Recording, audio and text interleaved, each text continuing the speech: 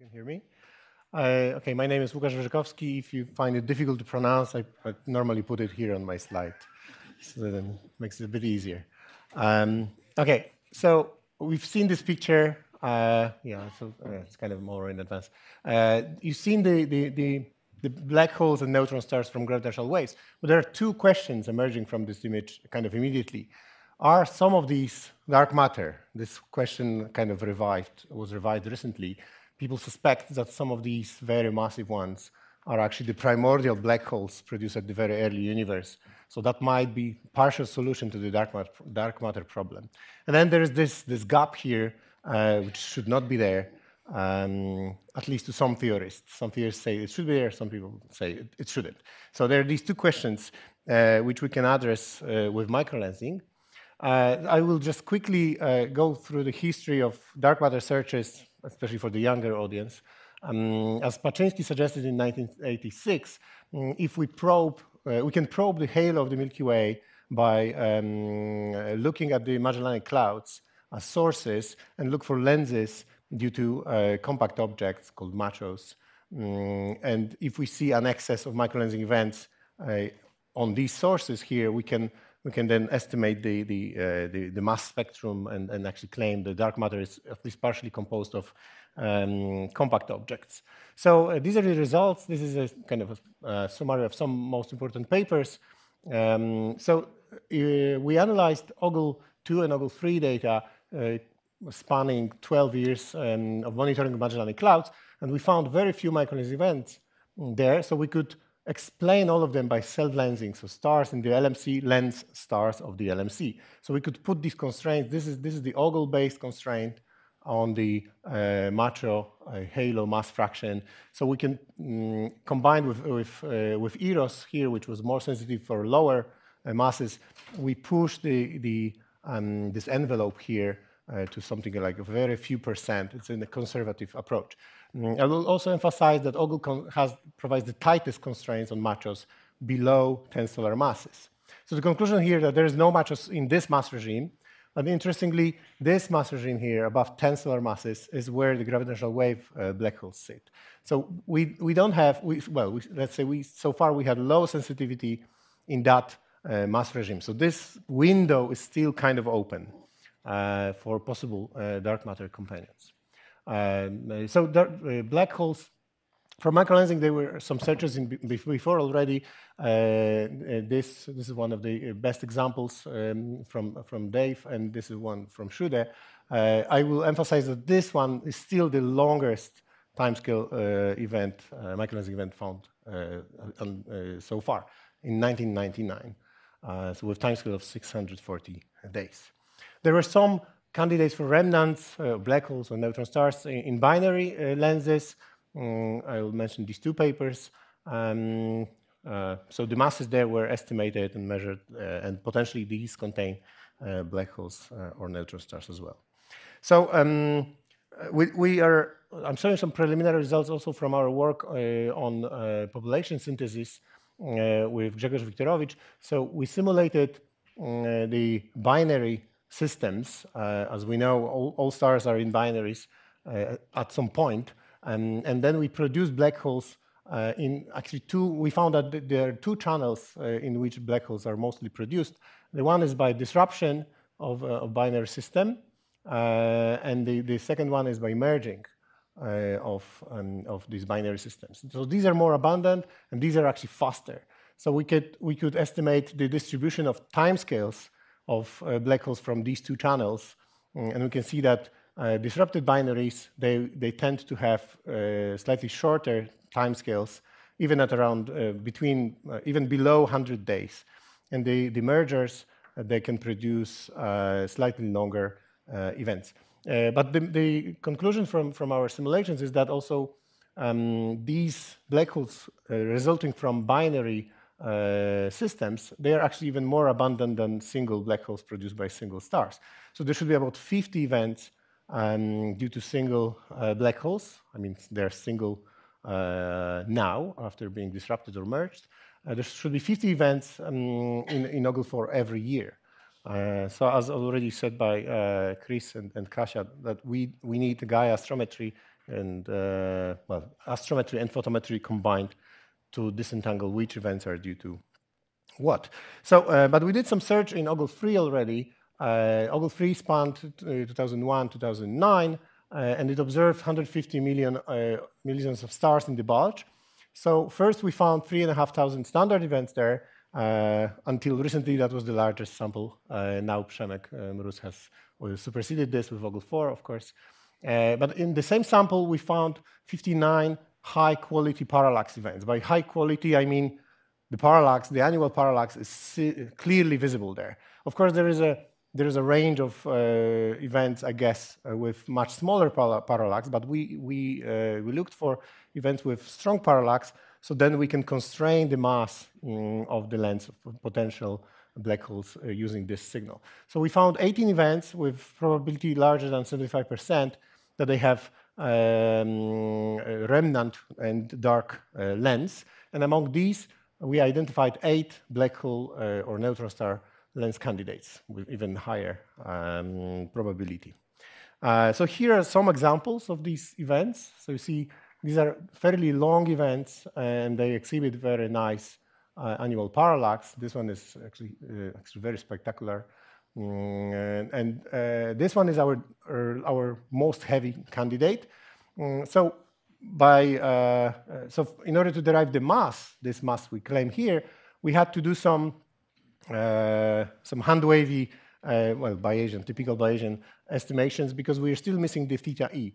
So we were using some proper motions of the sources and proper motions of the lenses, just assuming the typical distributions of distances and proper motions in order to derive these probability density maps for mass and distance. So you see they're fairly well concentrated for these cases. This one is stretched, but it's still very well constrained because of this nice parallax. We can improve on that. We can by using Gaia data release 2. So this is the map of sources. This is not an image. It looks like an image, but it's a map of sources in Gaia DR2, which was released in April 2018. The catalog contained parallax and proper motions of 1.3 billion stars, and it was based on observations by Gaia taken between 2014 and 2016. It means that for the sources which were lensed in Ogle 3, which was like 15 years ago, then there is no impact of astrometric microlensing on these sources because they're many years after the event. So we could use Gaia in order to use distances to the sources and then constrain the proper motions. Instead of hand-wavy way and Bayesian way, we could actually have actual measurements. I'll take a moment here to tell you that distance is not 1 over parallax. So they taught you wrong at your universities. Because, and especially in Gaia data release. So parallax, which is measured by Gaia, is a noisy measurement of 1 over distance. I hope you remember that well. So we can use the parallax measurement from Gaia. They can be used to infer the probability distribution on distance, right? So that's the proper approach to Gaia DR2. So I hope you will remember that. Moreover, 25% of sources have negative parallaxes in Gaia. This is nothing wrong. As I said, parallax is a noisy measurement of 1 over distance, right? So it can happen that these will end up on the negative scale. You can use, in order to properly use Gaia DR2, you need to remember about all these. And you can derive the probability distribution for distance of the source for every single one. Actually, you don't have to do that. You don't have to do that because Corin Byler-Jones, he did that already for us. So he published a catalog of distances to 1.3 billion stars in Gaia DR2. So actually now, if you're lazy, you can just take his catalog. Hopefully you're not lazy because it's totally inappropriate for bulge sources. Yes, that's right. For bulge sources, there are some caveats there, but still, this is the best what we have, right? And this catalog is nicely available via ESA or Sinbad or even TopCat, which I strongly recommend you to use. So anyway, so we could use Gaia proper motions, in particular proper motions, but also distances to source stars. And then, so we infer that there's 18 dark lenses from Ogle 3 parallax events. So this is the This is the kind of noisy. So each curve here shows you one microlensing event for which we derived the mass distance relation probability distribution. If you marginalize over distance, this is the probability density we get for a mass of this lens. So if you plot them all and then we plot the medians here, you see that the most striking feature here is that there is a continuum of masses from 1 to 10 solar masses. This is something different what people see in X-ray binary systems, where there are neutron stars here, there's a clear cutoff, there's a gap, and there are black holes all above 5 solar masses. So there's a hint that we can actually exclude the mass gap. We can at least partially exclude the mass gap using this small sample of dark lenses. Yeah, this is what some theorists say, that there should be a continuum from neutron stars to black holes. I will tell you briefly about one additional source we found among our parallax events. So this is a map of Ogle 4 sources for which there are Gaia parallaxes. So some of them have negative parallaxes, the black ones. Most of them, as you see, Ogle is a little bit deeper than Gaia in the bulge. Some sources are not being detected by Gaia. But anyway, this guy here, it happened to have a parallax of 6 milliarc seconds and high proper motion. Moreover, we found that this was a microlensing event. So one of our parallax events. So what we found, there is blending, which is very, very severe. It means that Gaia sees actual lens, right? So the source there is about 20 magnitude, and the lens is about 18. So we can use these measurements as they are for the lens. So it means that for this event, combining the Gaia information and the microlensing parallax, we can derive this lens mass and lens distance probability distribution, and we can actually solve this event. This is a 0.4 solar masses at 180 parsecs lens. Interestingly, this source, the absolute magnitude is about +12, which is a little bit too faint for its mass. So I don't know why, but that's what we see. It should be few magnitudes brighter. I don't expect much of the extinction to this distance. Maybe that's not a main sequence star. It could be a sub-dwarf or something like this. So in summary, I'll say that dark matter halo compact objects below 10 solar masses are excluded with Ogle. Galactic black holes can have significant natal and disruption kicks, what we found in the synthesis. So we can expect some of the black holes to cause shorter events than previously thought. And we are missing 50 black holes every year, actually. So Ogle 3 parallax events plus Gaia DR2, we can use that to infer the masses of some of the former old parallax events. Remember this distance is not 1 over parallax. And we see there's a hint for no mass gap between neutron stars and black holes. And astrometric microlensing is essential. So we're continuing the hunt for black hole lenses as seen in Gaia. And there should be hundreds of black holes in LSST and WFIRST, but I will emphasize that astrometry is essential. My last note is that I'm looking for a postdoc to help us with this black holes with Gaia and microlensing. So I will finish with the same plot I started with. This is the masses of black holes and neutron stars from gravitational waves. And if we add the best examples of black holes we found from microlensing, we see we're starting filling the gap between these. Thank you.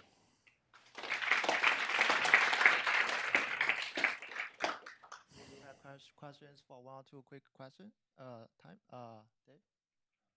So there's one thing that your analysis, in particular your Bayesian analysis, doesn't seem to consider, which is the kicks that black holes may get when they form. Mm-hmm. And this can be something can be measured about the kicks for black holes and X-ray binaries.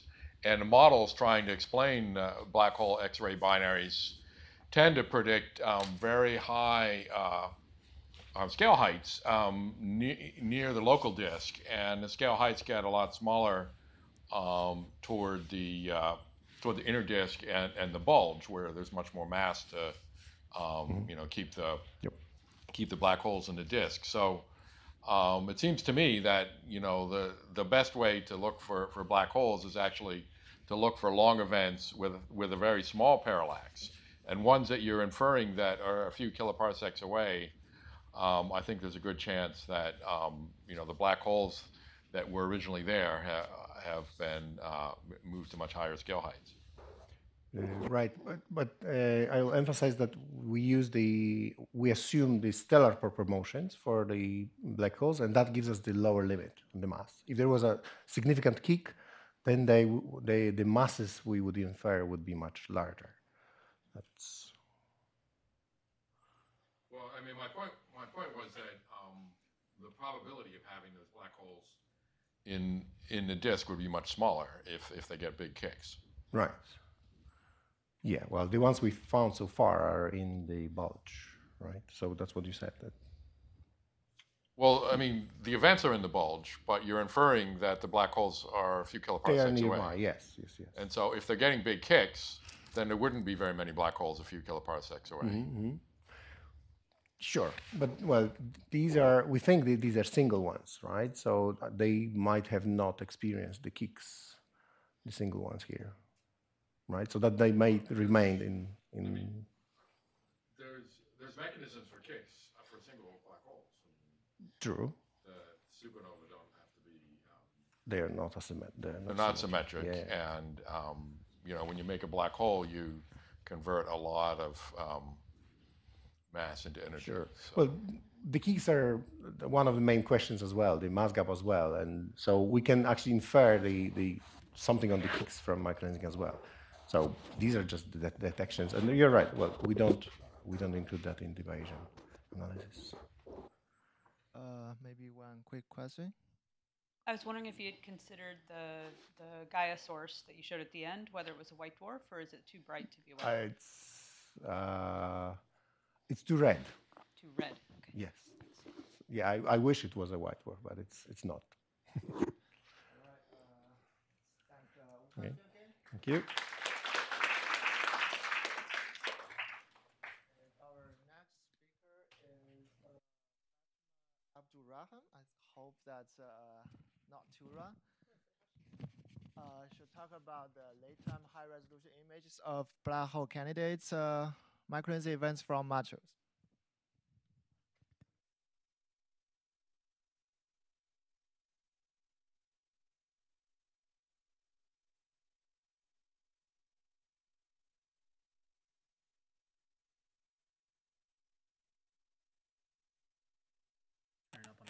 Okay. Wait, can you hear me now? Oh, awesome. Cool. So yeah, I'm Fatima Abdurrahman. I'm a third-year grad student at UC Berkeley working with Jessica Liu. And I'm going to be showing some work me and an undergrad also from Berkeley, Haynes Stevens, have been working on for the past year. Gonna take this off because it's still not being quiet. And I'm going to present, after the perfect setup by Łukasz in the last talk, two specific black hole candidates from the Macho survey, Macho 98, bulge 6, and 96, bulge 5. So these are the two black hole candidates that I'll be talking about. You might have seen the same one or remember it, or sorry, this one from literally one talk ago. Both of these events were detected back in the 90s, so it's been a good 20 years since either of them have peaked. They were detected by the Macho surveys, looking for compact objects by microlensing. And previous analyses of these objects' light curves from the Macho data have put mass estimates at about 6 solar masses. Though there's pretty generous ranges on those masses because, as Łukasz just said, these are generally statistical arguments where you have to be a little bit generous with what constraints you can put on any of the parameters, since there isn't some secondary source of information such as astrometry to break degeneracies. Additionally, work a little bit later has put MB96 at about a 37% likelihood of being a black hole and MB98 at 2.2. And I'm going to argue that either of them have a good case of being a black hole, which I think is a little bit higher than this number.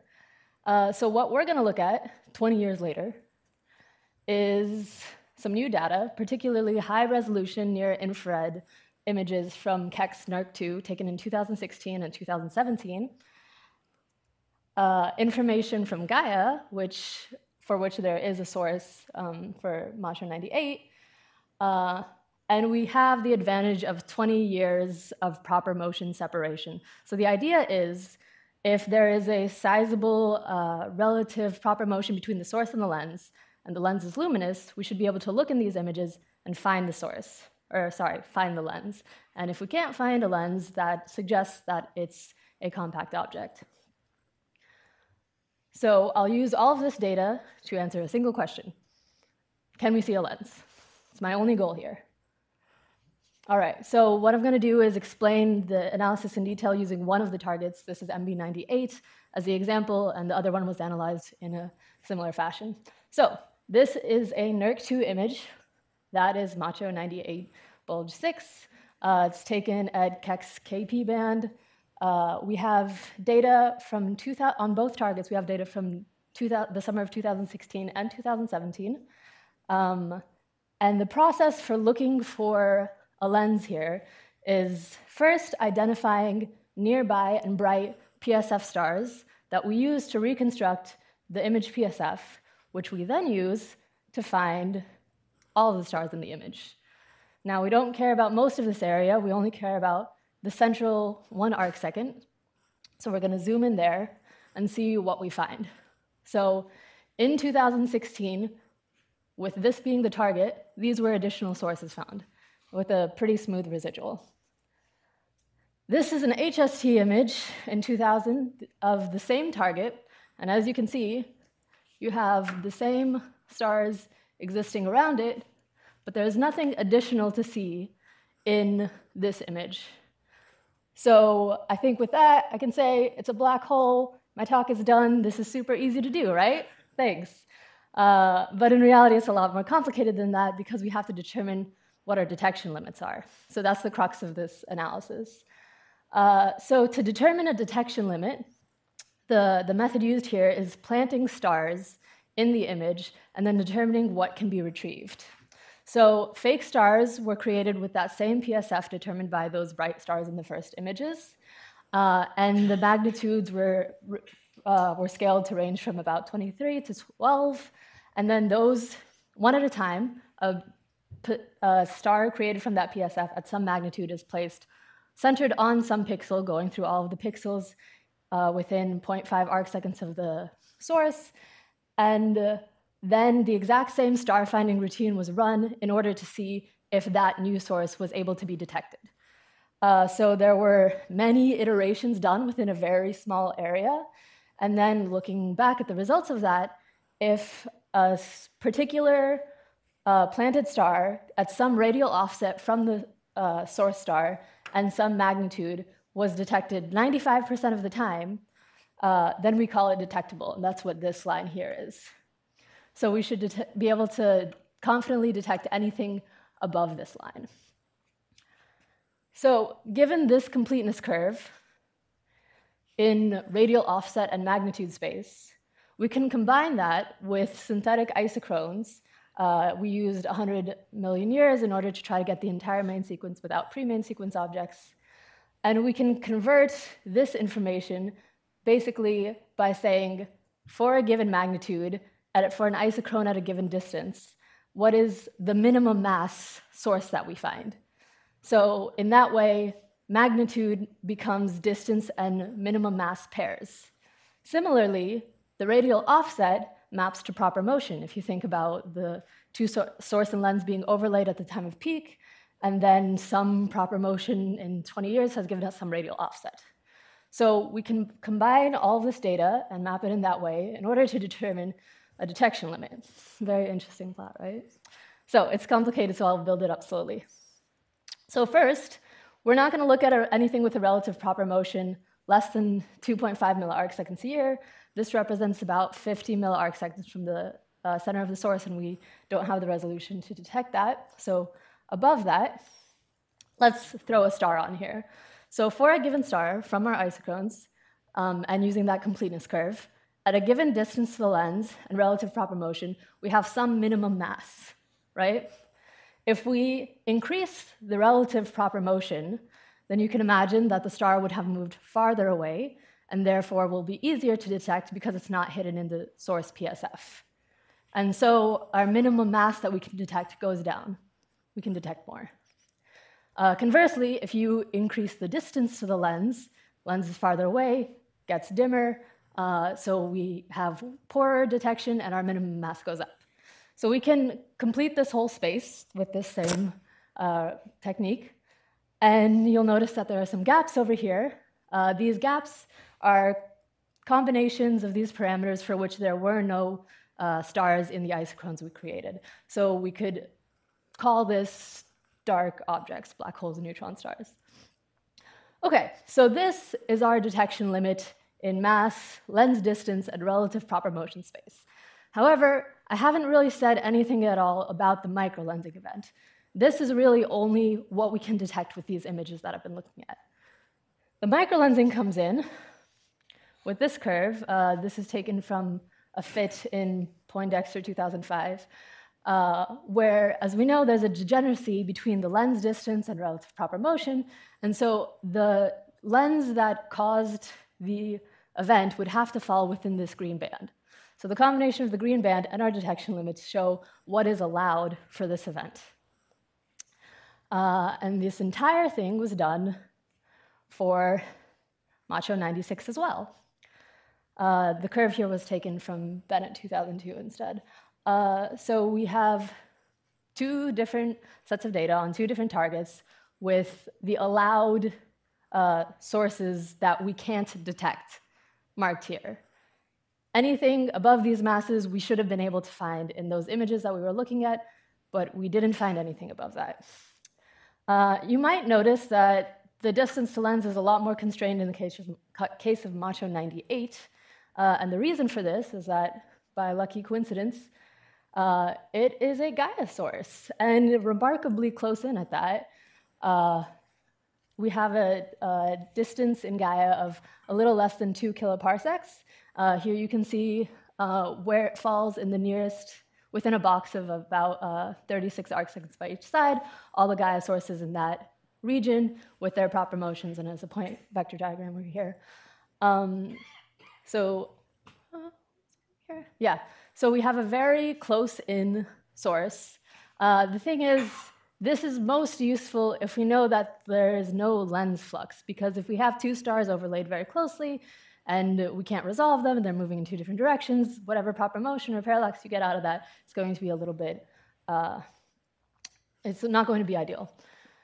So to kind of combat that, we can look at how much blending we expect to see versus the stars in the image. So previous constraints on the blending parameter for this particular event, based on light curve fitting, have been around 65 to 70% of the light coming from the source is from the star, where the other approximately 30% is coming from something else, whether it's a luminous lens or background stars isn't exactly defined. So what I did was going back to archival HST data from 2000 and looking within the central 1 arcseconds of MB98 and seeing if there is anything else in that region that's detectable with higher resolution images than the photometry was originally taken that could account for that flux. And lo and behold, if you just add up the fluxes of the star and calculate it by hand, you get about 75% source flux, which is in agreement with the previous estimates from light curve fitting.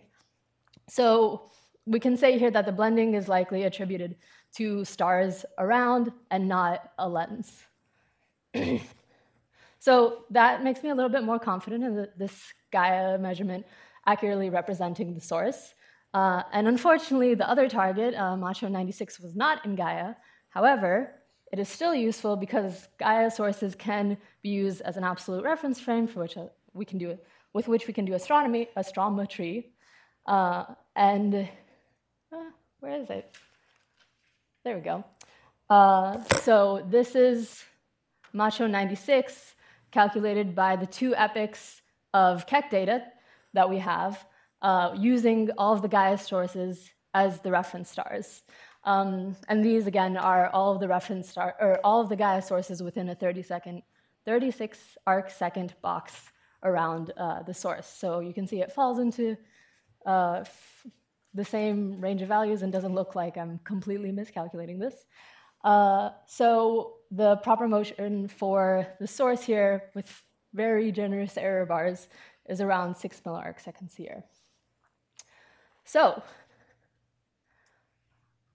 for my conclusions, rather than try to summarize a pretty large amount of data in a pretty concise way, I'm just going to say that in either case, no new stars have been found within the central 0.3 arc seconds of the source.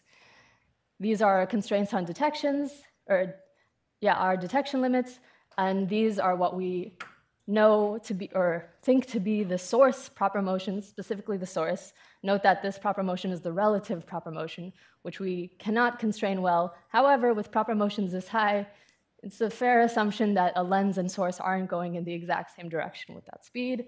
And we additionally have the distance to source in this case. So with that, I will leave this here and take your questions. Questions for Fatima? Yeah, Matthew?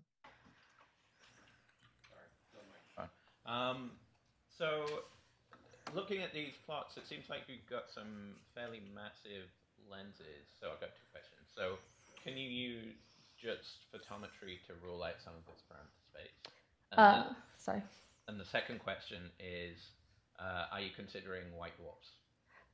So first question, when you say photometry, do you mean from fitting the light curve or just from? No, like the total amount of flux in your images. So one thing that I'm kind of working on concurrently with this in trying to constrain this portion of the plots is exactly that, looking at broadband photometry from different sources and trying to construct a rough spectrum on that based on that to see if we can see a second source in this spectrum.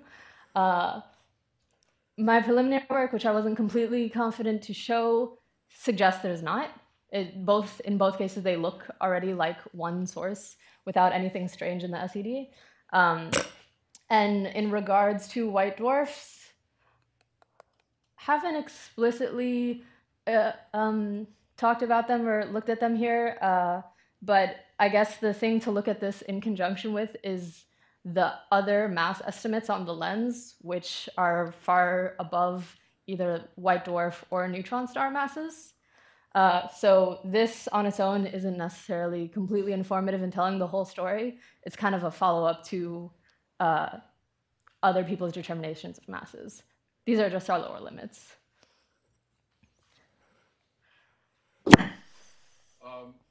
So I had a couple questions.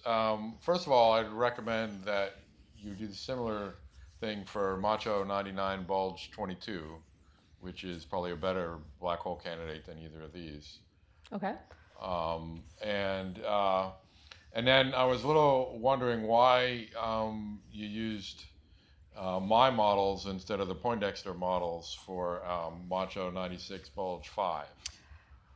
So I think it originally both of them were actually yours. I had updated this one, but I don't think 96 Bulge 5 was. And wait, did you ask why I didn't use yours, or why did I use yours as opposed to Poindexter? Yeah, why? I mean, I think I missed one of the degenerate solutions, and the 2 solutions in Poindexter are similar, but they have slightly different source star flux. So the undergrad that I was working with, Haynes, had initially done them with yours. I've been working on this target more, so I have updated it with different data, but I just hadn't bothered changing the first one. I would recommend you use the Poindexter one instead of mine. Okay. Thank you for that. Okay, let's thank our speaker again. speaker is Alice Zorlo, talking about measuring the mass of Proxima Centauri from a microlensing event.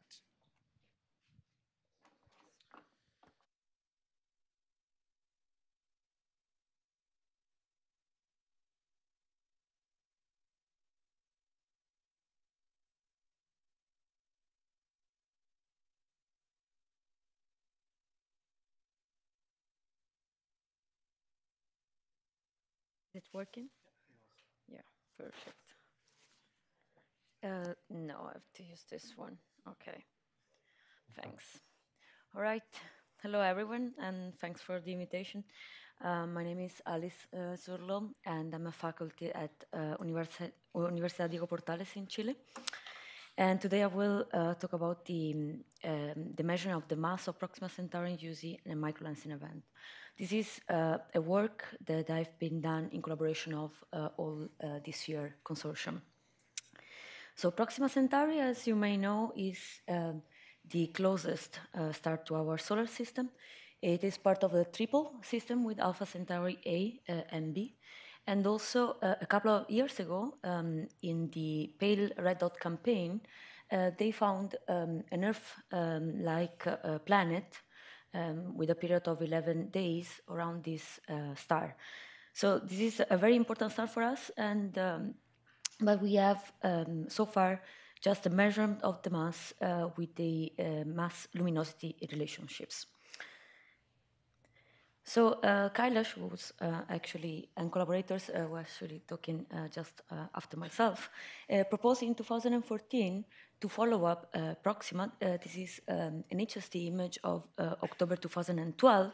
And you can see this is in green, this is the expected motion along the sky of Proxima. Proxima is a very fast mover. It has very high proper motions.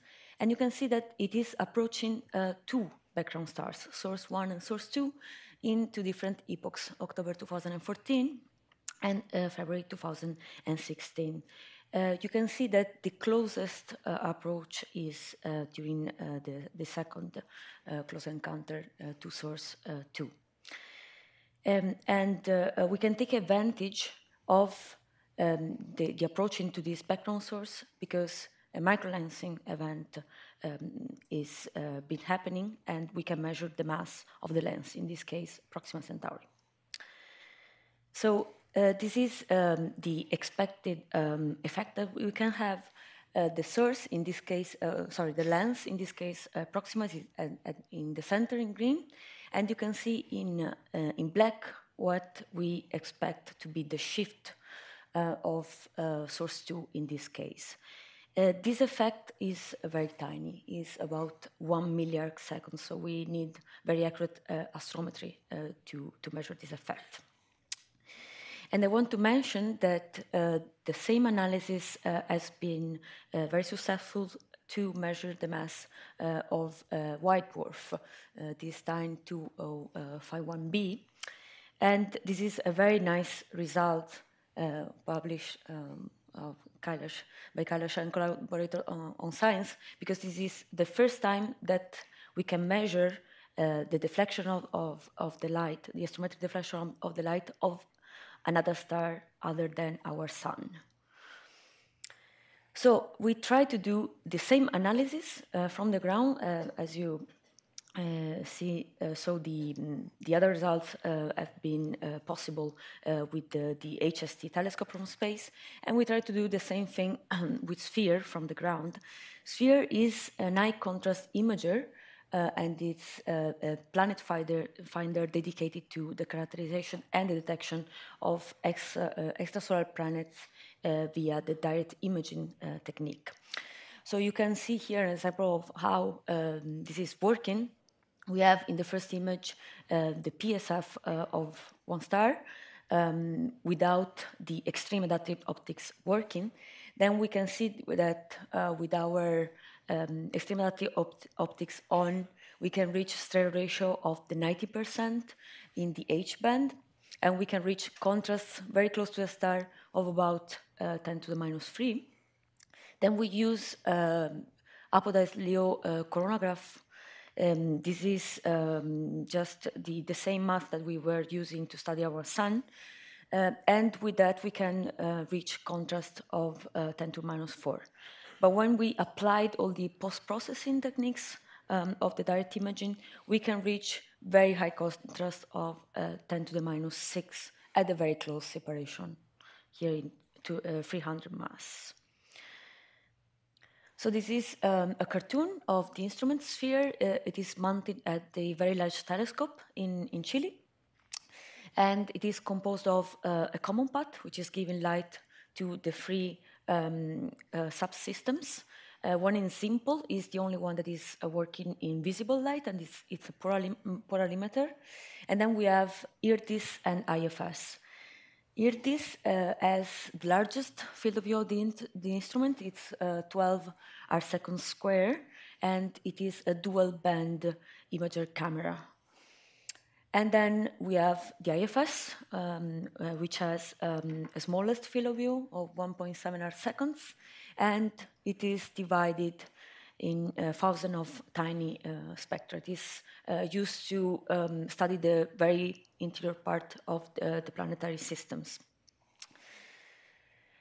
During all the observation of Proxima, these two instruments, IRTIS and IFS, worked in parallel together. And I just want to convince you that we are capable of very, very accurate astrometry. This is our favorite direct imaging planetary system around the star HR 8799. This is the orbital monitoring. And you can see here there are all the collection of astrometric points with the other instruments. And then, where's the pointer here? And then you can see the pink dots here are our measurements. You can barely distinguish the error bars because our astrometry is very, very accurate, of the order of 1 milliarcseconds for these planets. Then coming back to Proxima, we follow up the star for 2 years, starting from March 2015, and we obtain 9 epochs. And you can see the final images for the two detectors. This is IRTIS. You can see source 1 and source 2. And here source 2 in the IFS field of view. You can see that with the capability of sphere, of the having a very high contrast and very close to the star, we can clearly see source 2 in the detector. And then also we used all the images and all the data that we collected to put upper limits on a possible giant companion of Proxima b. We are not able to rule out very low mass planets as with Gaia, we saw already in the talk by Alessandro.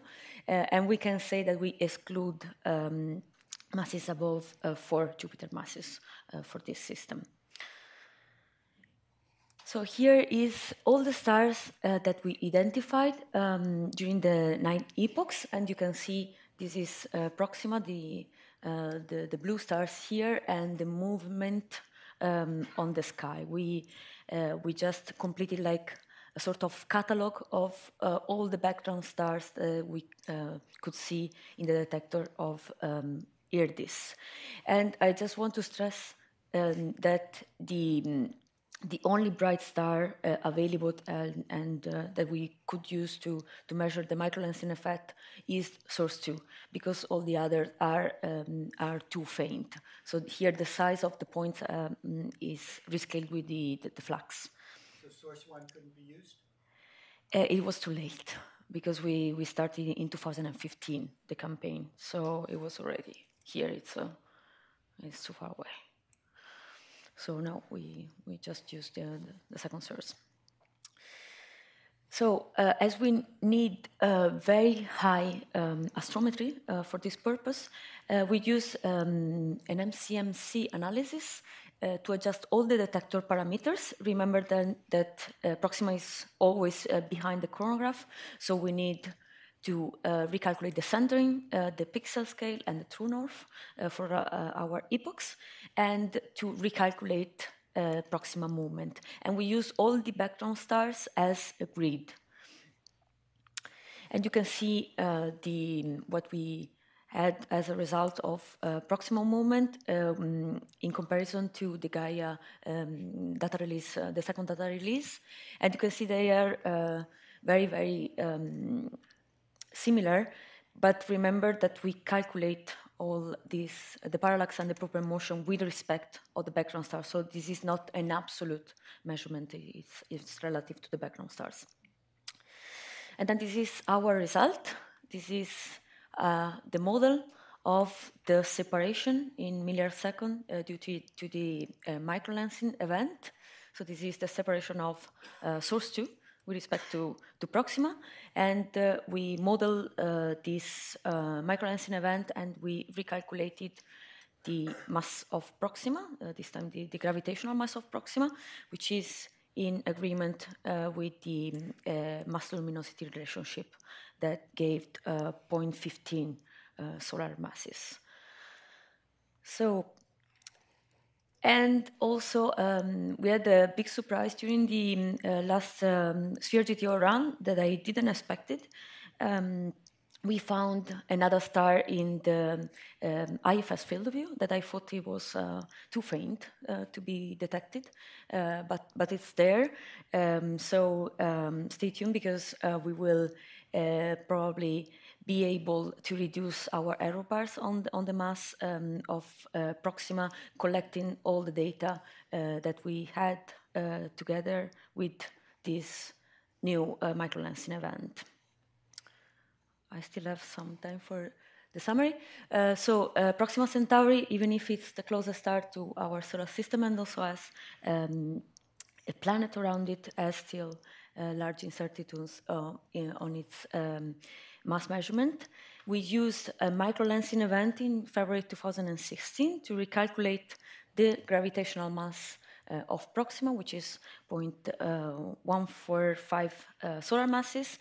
And this is the second time that we can measure the gravitational deflection of the light by a star other than our sun. Thank you. I will be happy to take any question. Questions? Okay. What about the possibility of a planet around Proxima Centauri that contributes to the microlensing signal? Well, the signal you get has large error bars, but indeed, if there is a planet around the Proxima Centauri at the right position, it could give a contribution to the microlensing signal. Have you checked this possibility? Yes. So no, I haven't personally. Kailash did it in the paper of 2014. There's all the simulation of the expected signal by a planet around the star. But in our case, we couldn't have the spanning and the frequency of observation, because as you saw, we have 9 epochs in total, and they are very separated in between each other. So you need to a very high cadence to monitor such a signal.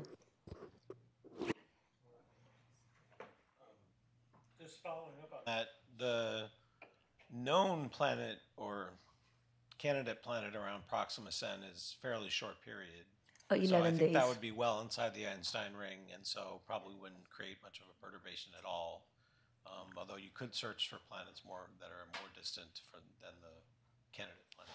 Exactly. Yes, but in any case, we have a strong constraint on the mass of a possible other outer planet. So as Alessandro studied one Jupiter mass with Gaia. For the constraints? Yeah. Less than 1. Less than 1. Down So. to 10 Jupiter mass. Okay. Andy? Well, went by a little fast, but I thought that your chi-square per degree of freedom looked higher than 1. How did you determine your errors on that in the astrometric measurements? Yeah, that was very complicated because we had. Can you show that slide again? This one? Yes, maybe not. It looks a little high. Yeah. So yeah, the error bars, especially for the biggest error bars, the first point is because the star was at the very edge of the detector. So we had huge error bars. So we took into account all the errors in the astrometric signal, and we tried to be very conservative too. So maybe they're bigger than they should be. All right, let's move on. Let's thank our speaker again. Thank you. So next we have Kailash Sahu talking about let's see, astrometric microlensing with HST. Thank you.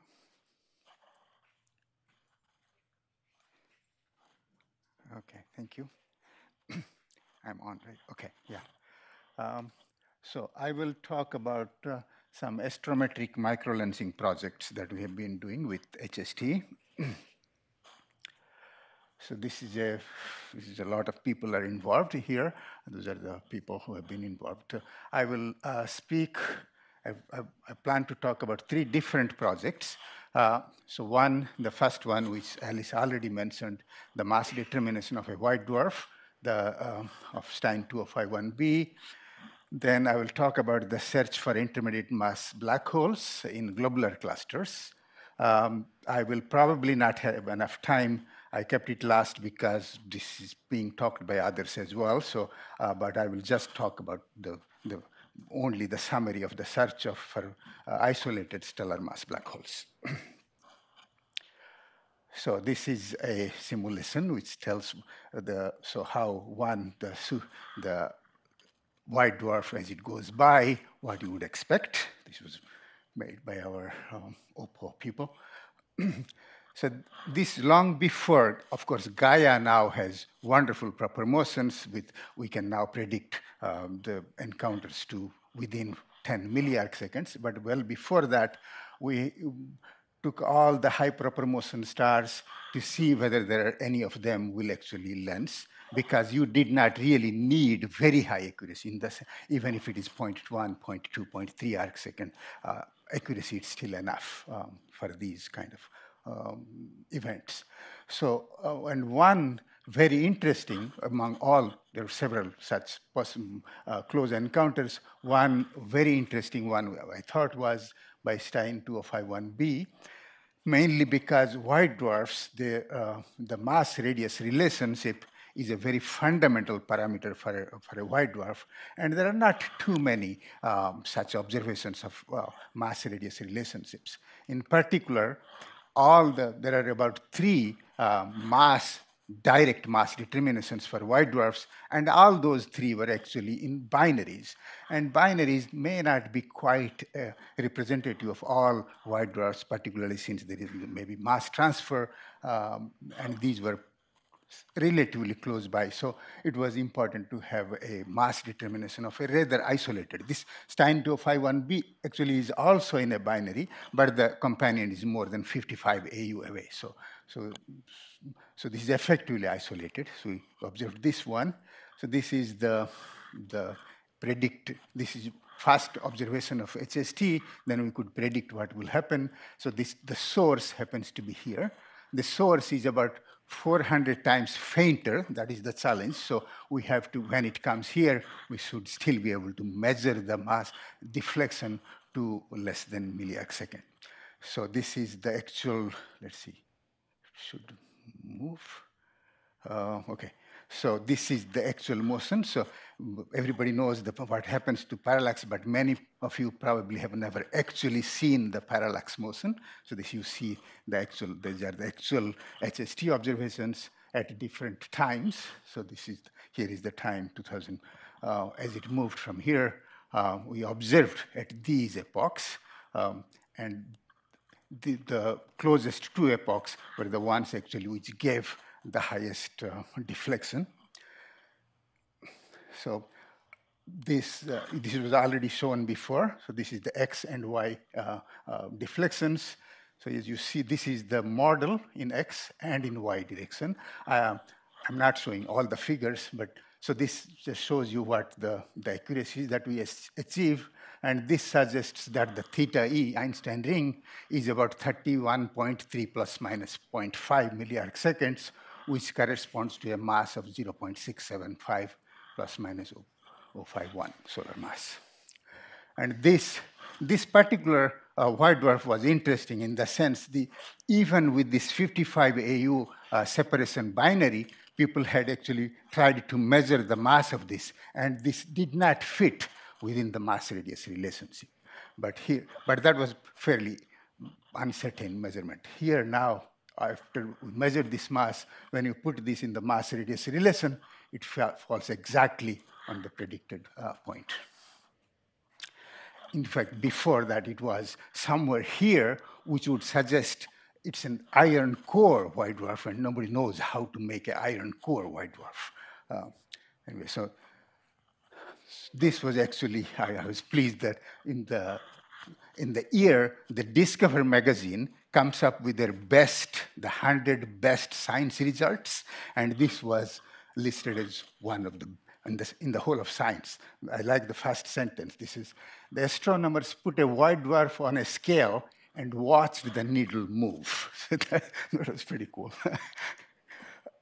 Okay. So then the rest, next one, Proxima Centauri, actually, Alice already told, but we have also observed with HST at these epochs, and we observed till 2018. We have just finished the analysis, so these results are coming soon now. Now I want to move to the search for black hole microlensing signatures in globular clusters toward the galactic bulge. So the supermassive black holes, they're found in almost all galaxies. They are more than 1 million solar mass. They're fairly common. And of course, stellar mass black holes have also been found, but no intermediate mass black hole. The mass gap between not between 50 and 10, but there is the intermediate mass of 100 to 100,000 solar mass black holes have never been found. And centers of globular clusters are the most promising sites where you would find these intermediate mass black holes. So the idea is this: when this is the galactic bulge, if there is so these are the galaxy moving, and if the globular cluster moves, it's animated. So as it moves, if the globular, the center, here, this actually shows a photometric brightening. But the idea is this: as the globular cluster moves, then you would see the effect of this the black hole in the center. So we observed. So we searched for intermediate black holes in the center of M22. M22 lies in front of the galactic bulge. And if you look at the proper motion of these are the M22 stars, and these are the other ones. This is the galactic bulge stars. This is, there are about 8 galactic bulge stars within 6 arc seconds of the center of the globular cluster. We chose 6 arc seconds because at 6 arc seconds, the deflection would be still deflection caused by a 100,000 solar mass black hole would be detectable even at 6 arc seconds. At 6 arc seconds, it would be more than a milliarc second. So there are about 8 bulge stars. So we looked whether some of these have been deflected within the last 20 years. So there are, in archive, there were observations starting from 1990s to 1990s to about 2024. These are in HJD now. The paper gives you all the details. So there are about 8 stars, and 6 of them are most suitable. 2 of them had only 4 epochs of observations. So as you see, this is the XY motions, and they are pretty much flat. We don't see any sign of a black hole deflection. So we find no evidence for astrometric microlensing in M22 for the observed bulge stars.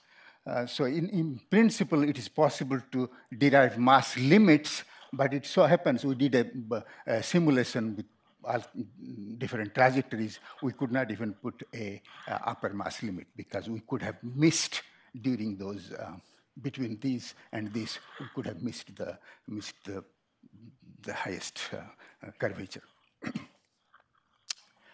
So, but this study shows that the HST observations are in principle sensitive to astrometric microlensing signals caused by intermediate mass black holes. And this is a promising tool to make the first unambiguous detection of a black hole.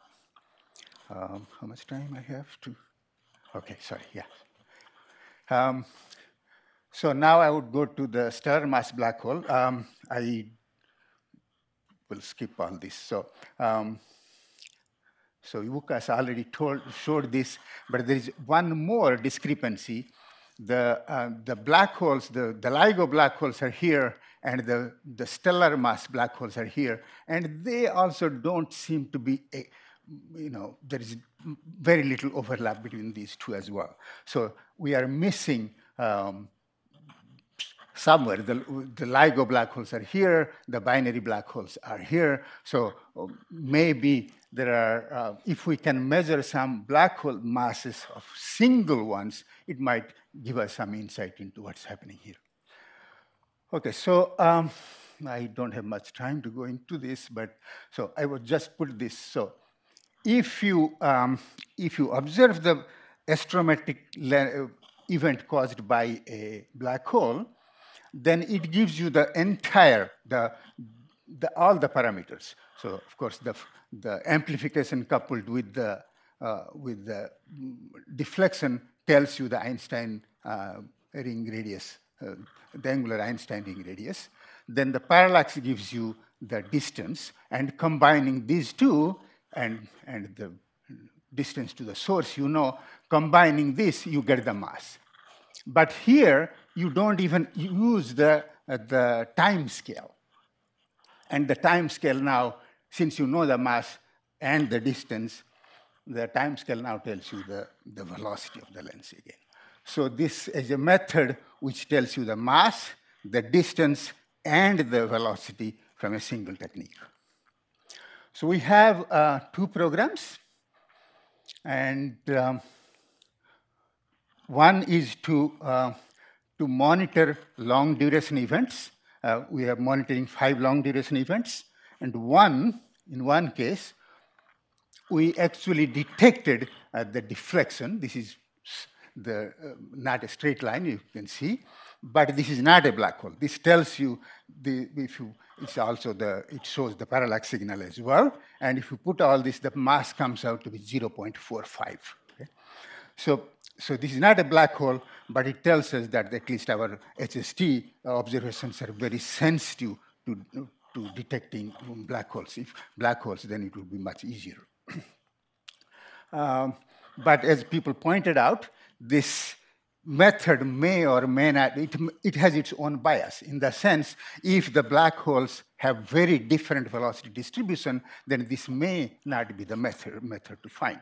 So we have another, so the correct way, or at least another way, would be to detect black holes and measure their deflection simultaneously. So we have one program to do that. We are monitoring about 1.7 million stars over 3 years. Only the brightest 10% of the stars gave us 15 events. Those are the ones we have monitored, we have analyzed so far. But there are 9 times more, 10 times more events, and analysis of that is in progress. Okay, so to summarize, so the astrometric microlensing is a powerful tool to detect black holes and measure the masses of nearby stars. We measured the mass of the near white dwarf. We found no evidence for astrometric microlensing in M22. We have 2 HST programs to detect isolated stellar mass black holes through observation of long duration events and monitoring of a large field. Thank you.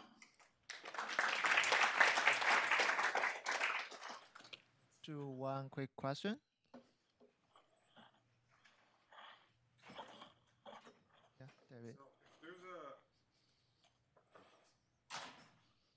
If there's a really massive black hole in a globular cluster, say 100,000 solar masses, is there any prospect for that causing lensing of the stars in the clusters, either brightening or astrometric shifts? The short answer is no, extremely small. But it can cause the nearby stars, the velocity dispersions and all that. People have looked for that. And yeah, some of them do show such signatures, and that's a way to also probe such 100,000 solar mass black holes. Yeah. The astrometric microlensing is not observable. All right, one more question. Kailash, on the M22 constraints, are you combining all the stars together, or are you just looking individually for a shift in every one of those 8-fold stars? Can you integrate and say statistically? Individual, because each one is at a different impact parameter. So this is a different impact parameter. So you have to now accordingly change that, the whole, the parameter space now. It changes now. All yeah. right. So we don't see anyway. Let's thank Kailash again. And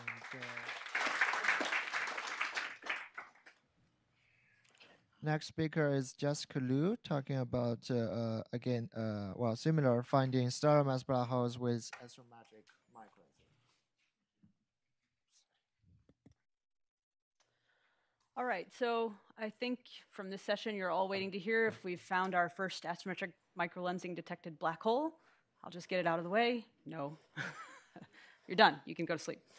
But why are we looking? Why are so many of us looking so hard? What is interesting about searching for black holes other than just sort of the novelty? I think we have a lot of really fundamental questions that we don't know about black holes still today. Isolated black holes have never been directly detected, as we've heard numerous times, although we have lots of good candidates. The major questions we're trying to address are the most simple one. What is the total number of black holes in the Milky Way? It's still uncertain to at least an order of magnitude, which is quite remarkable. What's the initial final mass relation? How do we map stars onto black holes and neutron stars? We've heard a lot about the mass gap already. That's only one aspect of that relationship. It tells us a lot about supernova physics if we can constrain that initial final mass relation. How many black holes are in binaries and when will they merge? This is critically important now for interpreting the LIGO results. We simply don't know how to make black hole binaries, not reliably at least. There's many models out there that people are debating still. And lastly, do black holes get kicked during supernovae or not? We think we have some reasonable evidence for neutron star kicks, but I think the evidence for black hole kicks is still pretty uncertain. So how are isolated stellar mass black holes, why are they so hard to find in the first place? If you just make a random patch of the sky towards the bulge, this is at around 8 degrees galactic latitude and -3 galactic longitude, vice versa. If you just take that random patch and ask how many black holes are there in this 20 arc-second field, it turns out the black holes are there. There's lots of them. Here I've just shown you this one patch from a simulation you'll hear about from my student Casey later. I didn't pre-select this to have black holes. I just took a random 20 arc-second patch. You can zoom out, you can see the black holes. They're all over the place. Similar with neutron stars and white dwarfs. Now, the hard part is that they don't lens things very often. The stellar density towards the bulge, especially at -3 degrees latitude, is actually not that dense. Especially, this comes from someone who really studies the Galactic Center all the time, where we are talking about incredible densities. So the lensing probabilities are small. The Einstein radii for these black holes are typically about 3 milliarcseconds. So getting another star to pass behind it at 3 milliarcseconds is still pretty challenging. But for those few events, when they do occur, we have the hope of measuring the mass, as you've heard about a lot. So what does the signal look like? In the photometry, we're quite used to seeing microlensing signals all the time that look like this. The astrometry is shown on the top here for a black hole at 4 kiloparsecs, a background source star in the bulge at 8 kiloparsecs, with a 3 arcsecond Einstein radius, as you see. What we think is probably pretty typical for a black hole event, and you can see the kind of astrometric signal we're looking for is the one in red here, right? So this is including parallax, proper motions from a reasonable distribution, et cetera. So it's a small signal that we're looking for. Now, from the photometry, we can get all kinds of information, as we've already heard, but none of it is, all of it's in units of the Einstein radius, which is not in units of milliarcseconds, but it's just a unitless quantities that we're getting out here. The astrometric signal, though, gives us the Einstein radius. I think we've heard enough about that, so I won't have to tell you very much more. What we're looking for in terms of a size of a signal is something close to a milliarc second for a 10 solar mass black hole. So that means our astrometric precision needs to be in the hundreds of microarc seconds level. And I said precision, but I really mean precision and accuracy. We have to be incredibly reliable with our astrometry over multiple years to find this signal. Okay, so we've been attempting this for quite a few years now, running on 6 years, I think. Our first round, we had a non-detection. That's the Ogle Bulge 2011 event that's up there. But at least we showed that the technique worked, because that non-detection gave us a significant mass constraint. We could prove, just as Kailash just mentioned, that we didn't have a black hole. We've been, since then, monitoring a few new targets. These are just wrapping up. They've just wrapped up this past summer, and we're in the middle of analyzing them. And one more with an incredibly long duration event, this 2014 object here, that's still ongoing, and we're still monitoring. So I will just give you a peek at why this is so challenging. So we took our last observations this summer. Why don't we have results yet? And it's because of this. Astrometry is challenging. This is a very different kind of astrometry from Gaia. We don't have the whole sky to calibrate against. We have a tiny little 10 arc second patch. And we're talking about tens of stars in the field of view to be able to define our astrometric reference frame, put everything on a common ruler. There are a lot of choices to be made, a lot of angles to be explored, including which stars do you use to align your reference frame, what's the optimal weighting, the optimal transformations, how do we optimize in the first place. All of those are things that we still have to explore for every single event, every single field. It's a little bit different. To show you what this looks like in reality, here's a data set for the 2015 event, 2015 bulge 0029. The astrometry is color-coded by year here. What I'm showing you is the object itself on the left here, and then two other reference stars, just so you can see the astrometry. And this is starting in round one of our astrometric alignment, which is just a simple shift scale for the reference frame. And then we're going to evolve to more complicated transformation models as the movie progresses. So here's the astrometric signal that you see in this final image here. You see that this source is not linear. We see a perturbation here. Excellent news. And you can see that perturbation, though, is not there in the first round, right? So it grows with time. The key is looking at all the reference sources and looking at their astrometry and seeing how well it improves and how they all become linear as we increase the complexity of our distortion models and whatnot. And my question to you is, do you believe it? It's not a rhetorical question. You can nod or shake your head if you believe it. I see no's, I see maybes. Yeah, so this is what we're doing right now, which is, do you believe this astrometric wobble that you see right in here, given that right here and right here, these reference stars that are very nearby, within 1 arc second, look very, very straight and have reasonable chi-squareds. Okay, so this is literally where we are with the astrometric analysis. I'm pretty happy with it. I can show you all kinds of statistical plots, but I'm not going to bore you with those right now. So now let's look at the kind of event fitting that we get out of here. This is where the work is actively ongoing. Here is the photometric light curve for that same event. And this is a point source, point lens parallax model with a potential of a luminous lens in here. It can be luminous or dark as it wishes. The photometric fit is still, all of this is in progress, so it's not perfect. You see there's some long-term residuals in here. I think we're at least going to need to explore the possibility of binary lens models and binary source models. Here's the astrometry. This is as you would see it on the plane of the sky, and here are X versus time and Y versus time and their residuals. So again, you see we have a strong astrometric signal here. It looks, again, still very preliminary, but the astrometric model fit is not great at the moment, and that's mostly because the weighting between the astrometry and the photometry is still weighted by the number of data points that we have in here. So of course, the photometry is weighting the fit incredibly, incredibly high. The astrometry comes into the fit almost not at all at this point. Okay, so, and that's a choice that we have to make. And this is one that I'm very interested in other people's choices here. How are we going to weight such discrepant data? We have 10 points in the astrometry and thousands of points in the photometry. It's a non-trivial question to answer. So our to-do list here, we need to explore and make sure that we're using unbiased priors. There's a couple of simplistic priors that we're using. Again, we're fitting the photometry and the astrometry jointly, so those priors actually haven't been worked out yet in the literature. Optimal weights between these two and fitting binary models are the to-do list before we can say confidently whether there's a signal here. What is the signal? What's the mass of the object? Here's the raw parameter file that I pulled from our latest runs. And the bottom line here is the mass is quite low, about 1.3 solar masses, with pretty tiny error bars. But again, this is all very preliminary, I would say. The number of fitted parameters, as you can see, is quite large compared to a photometric fit. We have a lot of parameter space to explore. We tend to use nested sampling methods, so we think we're covering the territory pretty well. Other interesting parameters, the proper motions that we're getting between the source and the lens are all seem very reasonable given galactic models. The blending fraction, I will note, is once we've resolved it with Keck, the blending fraction indicates that we have almost no light contamination, which is really good news. But if you combine that with the fact that we get a high mass and no blending, maybe we are still detecting a compact object here, even if it isn't a black hole. The mass is suspiciously close to a neutron star mass. So that's where we are today. I just wanted to wrap up the end of the talk by talking a little bit about how we're going to get around all of these limitations of our astrometry today. We've clearly taken on a really challenging project. It's detectable. We think black holes are detectable, but they're still right at the edge, given our systematic errors. So what are we doing going forward? I'll tell you a little bit about 4 angles going forward. Current AO systems and how we can upgrade them.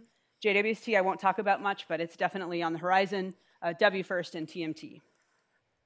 So in my other hat, my other day job, the thing that generally pays the bills, microlensing doesn't pay the bills for me anymore, or yet, is upgrading the current AO system at Keck, which is our current best facility, we think, for detecting these black holes in addition to HST.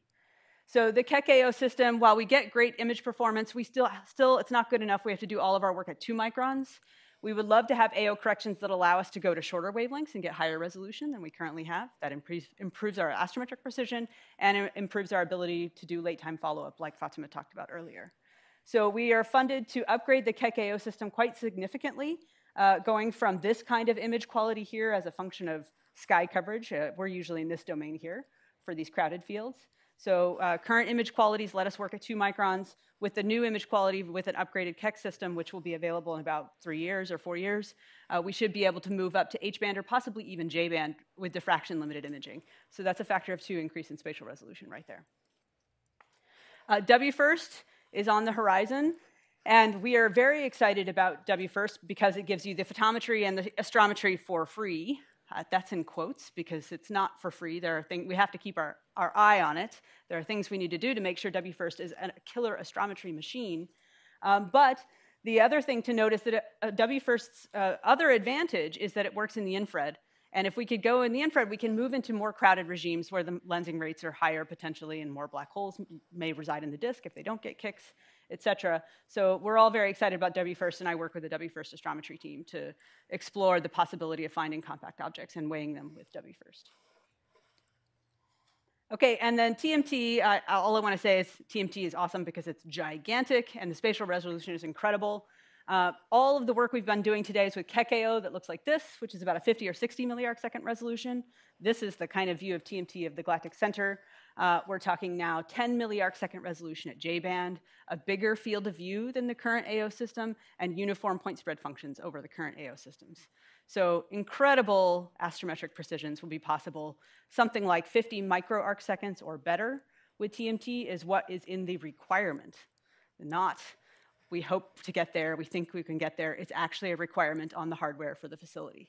So that's what we're aiming for, and that will be incredible because we'll be able to measure masses of black holes, neutron stars, white dwarfs, your regular run-of-the-mill star, just about anything over a couple solar masses. We can measure a mass for you. And I think I will finish there. Thanks. Questions? Yeah, back there. I wonder if you thought about using information theory to decide how to weight between photometric and astrometric signal there. Yes, there's a lot of parameters, and our uncertainties tend not to be Gaussian. So most sort of information theory approaches depend on sort of Gaussian errors, and we don't think we're in that situation. So, we can use things to, information criteria to try and make judgments, but we don't actually know the scale of what's good and what's not, what's a definitive answer.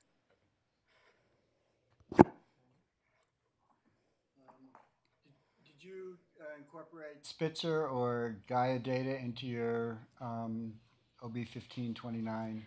None of it is in the FITs yet. So we did the FIT independently with just the photometry and the astrometry, but it's on the list. I didn't show it, but the source that I showed has a Gaia parallax. It's really, really close. It's like 800 parsecs. So I'm not sure I believe it because it's not consistent with the photometry or the astrometry. It's in a really crowded region. We've heard a lot about Gaia parallaxes already, and the goodness of FIT out of Gaia is not great for it. So I don't know why the parallax out of Gaia might be wrong yet. Still to be explored, but I'd like to include that. All of these targets have Spitzer coverage, and that's definitely on our list to include the Spitzer photometry. The one that you showed, you asked whether the deflection, whether you believe or not. Suppose it's real, then we do try to find out what the mass parameters would be. Yep, that's, I think, that is the one that's shown. All the parameters that are in this plot are from that event. So the mass is about 1.3 solar masses. Yep, but with a very unblended source, where 1.3 solar masses, we should be seeing some blending there. Mm-hmm. Is ds here the distance to the source? ds is the distance to the source in parsecs, yeah. And that's 3.5? Yeah. Kiloparsec? That's it. That's not a bulge star, then, right? Not a bulge star, yeah. But again, I would say this is still very preliminary, especially this is no galactic models on the priors at all. These are completely flat and unconstrained priors. So there's still a lot of space here that I think is allowed, and we can find solutions with larger distances, potentially, depending on how we change the priors. Yeah, next question. Yeah, so when you showed this in the talk, you said it might be a neutron star. Is there some information that can allow you to distinguish between whether or not it's a neutron star or a white dwarf? If we can go to the blue bands, we could look in Galax. I mean, if it really is a neutron star at a kiloparsec, a white dwarf at a kiloparsec or 1.5 kiloparsecs, maybe we can see some X-ray signal in a deep X-ray observation or a UV observation. All right, let's move on. Let's thank our speaker again. The last talk of this session is Casey Lam talking about this pop cycle, and I'll let her explain what it is.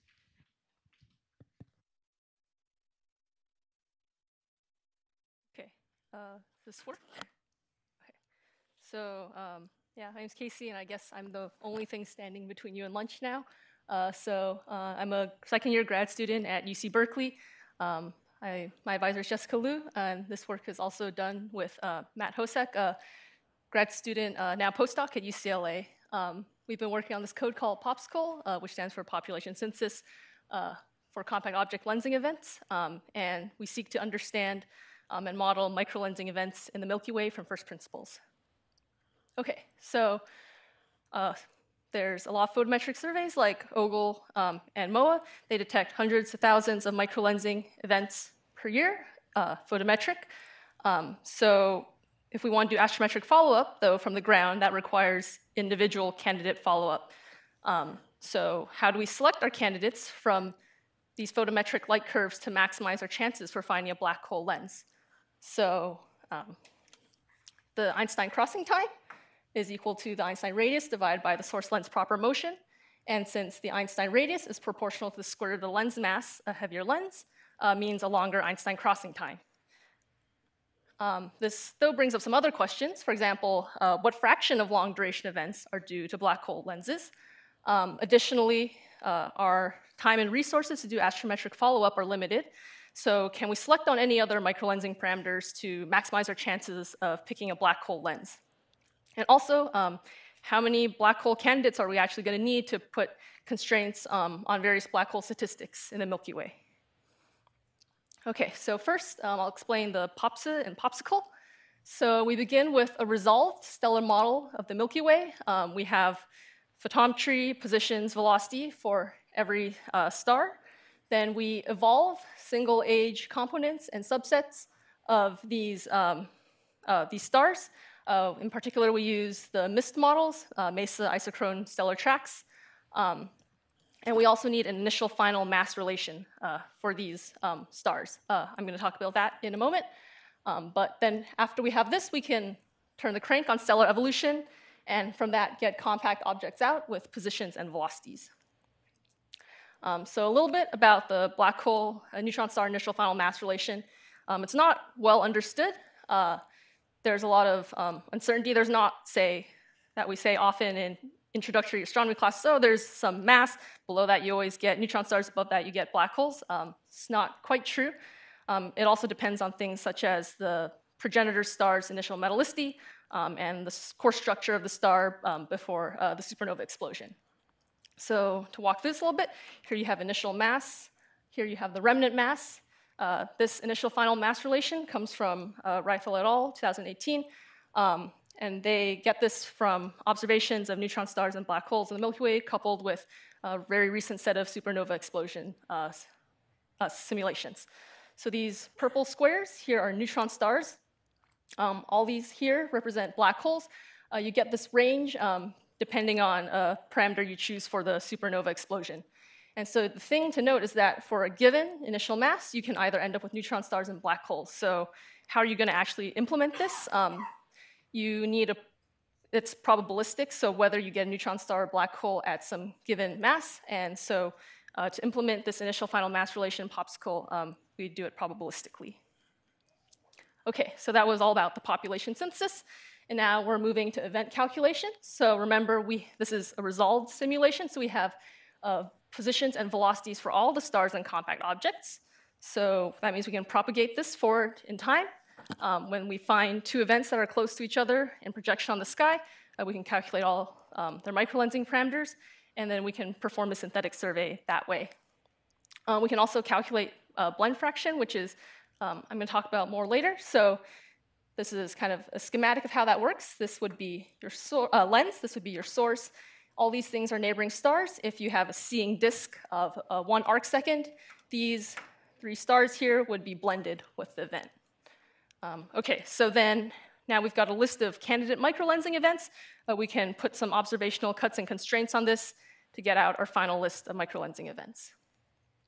Okay, so now I'm going to talk about some preliminary results from Popsicle. So one thing we can do is we can figure out what the present-day mass function of black holes in the Milky Way are. So from Popsicle, and using our initial final mass relation, we get around 200 million black holes. That falls within the theoretical expectation 10 to the 8, 10 to the 9 black holes in the Milky Way. So this is the black hole mass. This is number. You'll notice there's this kind of strange gap here. That comes from the initial final mass relation we've used, in particular, those probabilistic weightings. So we also talked a little bit about LIGO in this session, and you might be saying, where are all the LIGO mass black holes? So the caveat with this and the initial final mass relation we've used is that it's for single stars of stellar metallicity. So the LIGO mass black holes are theorized to come from low metallicity stars and also may be formed dynamically through binaries. So we're going to upgrade Popsicle in the future with these things.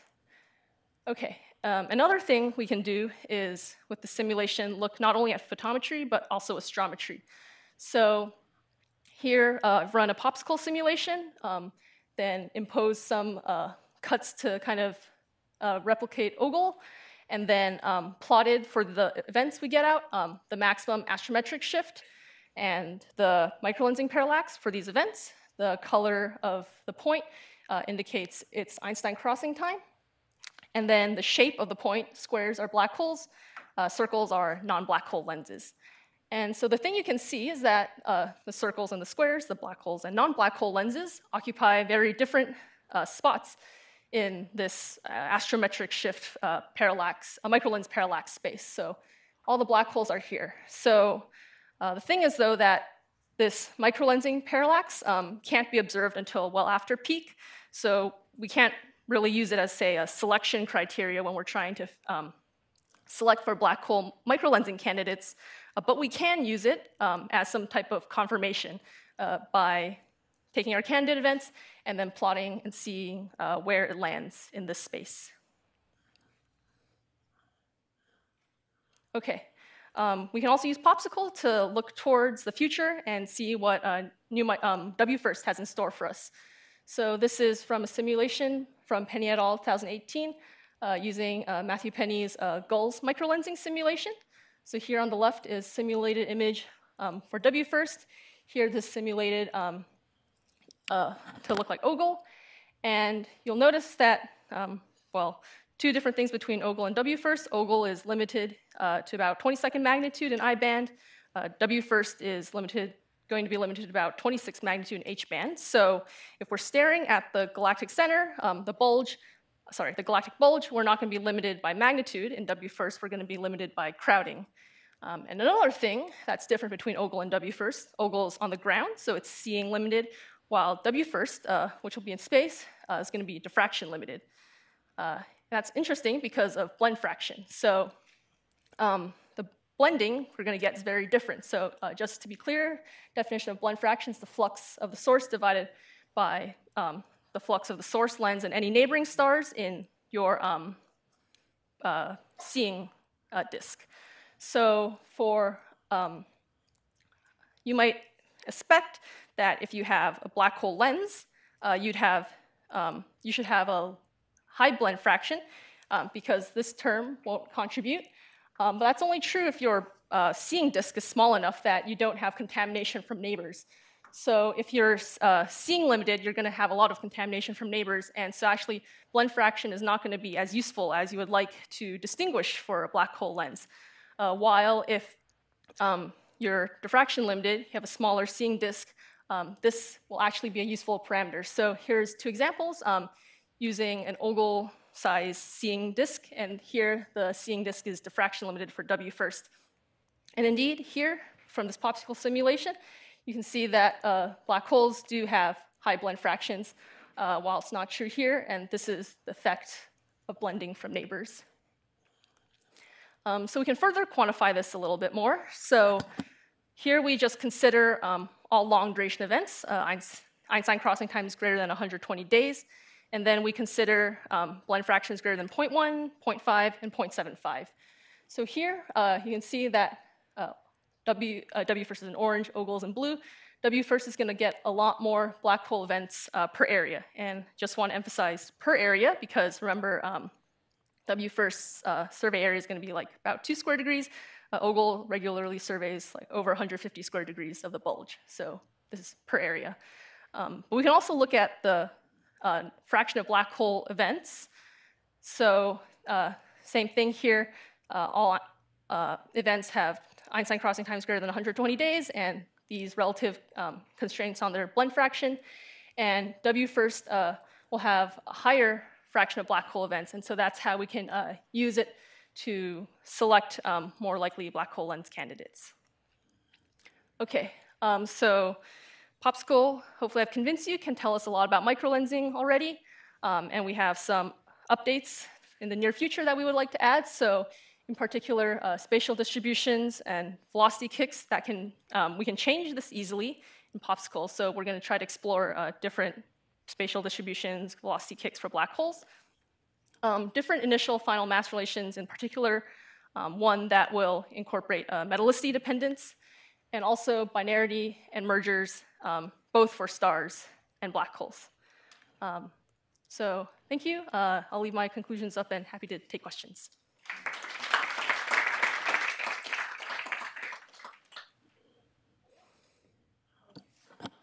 I would like to say, to have more details on the probabilistic function you use to distinguish between neutron stars and black holes, because I expect that the final fate of a Colcollax supernova depends on many, many variables, such as the rotation rate, magnetic fields, metallicity, and so on. So how did you choose your probabilistic function in the end? So it comes actually from the model itself, the Rifle et al. Paper, so I can put up the plot here. So this is this is where the probabilities come from. So they get it from their combination of observations of black holes and neutron stars and also the supernova simulations. And then they did a bunch of fits and got out these values. So you can see these are this here is the initial mass range. So they go between about 9 and 120. And then for all these different mass ranges, you have some probability of forming a neutron star or a black hole. And so, yeah, this basically comes from their fitting and their simulations. It's very strange because you see that at a higher mass, you expect a black hole to be formed. Instead, you have some kind of oscillations in this probability. Is there any explanation for that? So I think it has to do with the fact that there's a lot of different papers about supernovae, and there's different ways to look at it. So, for example, some people look at the core structure right before explosion, and that's one factor. Because we don't have beyond 120 solar masses, but, for example, like pair instability supernovae, you don't even get a remnant at all. So it's very weird. It's not everything neutron star, everything black hole. Yeah. So it seems to me that your blending analysis can be a little bit misleading because it looks like you're taking all of the W first sources into account. But if you constrain your analysis to only the sources for which the microlensing will be well characterized, then those blending fractions should be much, much more in favor of no blending than more uniform histogram that you showed. For W, here, Yeah. I'll go back. Like this orange. The orange one? The orange histograms, maybe if you take into account all of the sources that W first sees, then this is right. But if you constrain yourself only to the sources that actually the microlensing of them will be well characterized, the light curves will be good enough, then probably it will change the slope. I see. By F blend, do you mean the fraction of flux in the source or the fraction of flux in the blend? By F blend, I mean this. Well, I think we can continue the discussion after. I just want to say real quickly from Matthew's simulations, most of the microlensing events have substantial blending. So naively, what you say may seem to be true, but it turns out not to be true. Okay. Yeah, I think it's not quite slow. It's kind of in between the two of you. All right, let's thank speaker again and also all the speakers from this session.